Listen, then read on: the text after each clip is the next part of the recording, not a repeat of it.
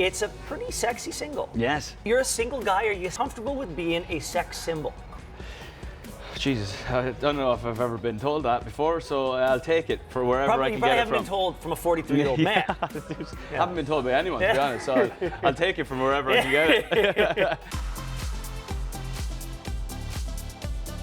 You've got new music to share. Yep. We're excited to hear it. You've said this is your Heartbreak album. Niall Horan, explain yourself. Explain myself. Oh, I would say it was like a different type of Heartbreak album. I've written a Heartbreak album before. Most songs are about heartbreak, to be fair. I was just trying to think of how I could change it up a little bit and write songs that explained all the different feelings you go through when you have a heartbreak. Because some days you're happy. Sometimes you want to just go out and, you know, as I've been saying, like kind of painting the town red and go out with your friends and enjoy yourself and be 25, 26, and then other days you just feel sorry for yourself. Like on a day like this where you're looking out the window and you just want to write sad songs. The people who love you want to know, has that heart healed? Oh, the heart's healed. We're all good.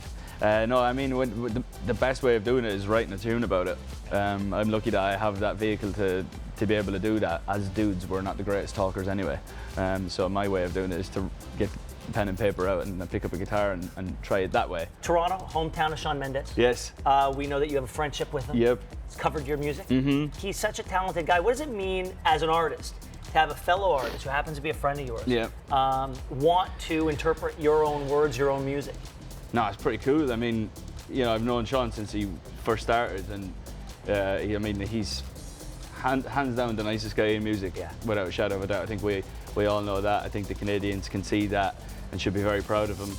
He's obsessed with. He's so patriotic. He's so Canadian, but also he's also one of the biggest male artists in the world, if not the biggest artist in the world. He's I mean, the talent is there to, you know, he sells out Rogers Centre first try, not a bad goal. And yeah, for him to want to do one of my songs and do, even if it's just a little 15, 20-second clip, it's pretty sweet. And yeah, it's nice to be able to have friends of that stature that want to do that for you. It's pretty cool, yeah. How does one keep one's head, keep your cool, stay grounded in the midst of growing fame? What's that one thing that grounds somebody? I guess half of it would be how you were brought up. You know, if you were brought up humble, you're going to be humble for the rest of your life. I don't know, just like not believe in your own hype and kind of just going with it and try and do what you do best, and fingers crossed it works out for you. But I don't know, I've just kind of never been, I've just never been one of those people that kind of just thought much of myself in terms of like boasting about myself or anything. So I don't know. I just kind of plod along. And if anyone asks for advice, I'll try my best to give it. Yeah. I want to go back to the beginning because I remember 5-6 years ago, I'd sit in that office watching X Factor UK on my computer because there was nowhere else to get it. I watched you guys become what you became. Do you look back and see things any differently? No, I mean, when you're doing it, it's only in hindsight you look back and go, geez, we were busy. Having a documentary about it helps as well. No, having stuff to look back on, having the whole thing, every single one of your moves documented helps. But at the time, we were having so much fun. Like, it didn't overthink anything. We were young teenagers, effectively, going around the world, playing to thousands every night and just really enjoying it. It's only when you look back, you go, Christ, we were working hard and we were.